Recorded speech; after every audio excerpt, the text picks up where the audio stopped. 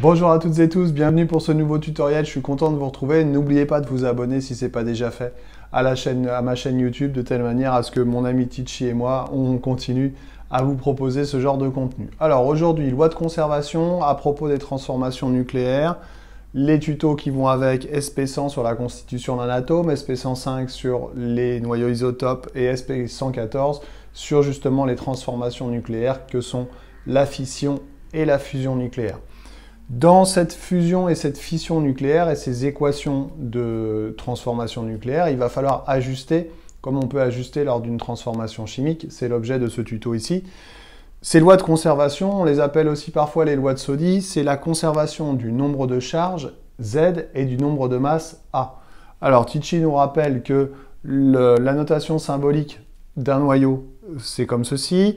X, c'est une lettre majuscule ou bien une lettre majuscule suivie d'une minuscule, et qu'on a en bas à gauche le grand Z qui est donc le nombre de charges, qu'on appelle aussi le numéro atomique et qui est le nombre de protons, et en haut à gauche, le nombre total de nucléons qu'on appelle aussi le nombre de masses. Donc, il doit y avoir conservation du nombre de charges et conservation du nombre de masse, quand on écrit ces équations de transformation nucléaire. Trois exemples.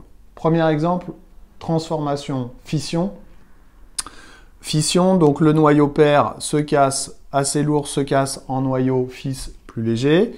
Il va falloir que je fasse la somme des Z et des A pour trouver quel est le numéro atomique du strontium et quel est son nombre de masse. Alors j'ai à gauche 92 plus 0, 92. À droite, j'ai 54 plus 0, 54. Ça veut dire que le strontium va avoir un numéro atomique égal à 38. Pour le nombre de masse, 235 plus 1, 236. À droite, 139 plus, attention au nombre stoichiométrique qui est déjà présent, 3 fois 1, 3. 139 plus 3, ça fait 142. 142 pour aller à 236, ça doit faire 94. En dessous, réaction de fusion. Réaction de fusion, deux isotopes de l'atome d'hydrogène, hydrogène 1, hydrogène 2, qu'on appelle aussi le deutérium. Si je fais 1 plus 1 en bas, ça fait 2, noyau d'hélium, on reconnaît, avec son numéro atomique égal à 2. En haut, 1 plus 2 égale 3. Voilà pour le nombre de masses. En dessous, deux noyaux d'hélium qui vont fusionner.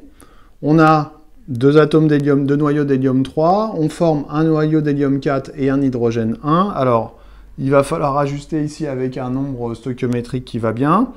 Donc, on a 4 en bas, là on a 2, donc il va falloir que je rajoute 2 ici. Ça fait bien 2 Z, 2 protons pour l'atome d'hydrogène, plus 2 pour l'atome d'hélium, ça fait 2 et 2, ça fait 4.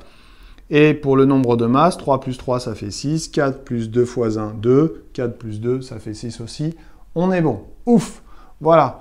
Loi de conservation, transformation nucléaire appliquée à la fusion et à la fission nucléaire. J'espère que j'ai été clair. Je vous dis à bientôt pour un nouveau tuto. LMTD vite fait. Bye bye.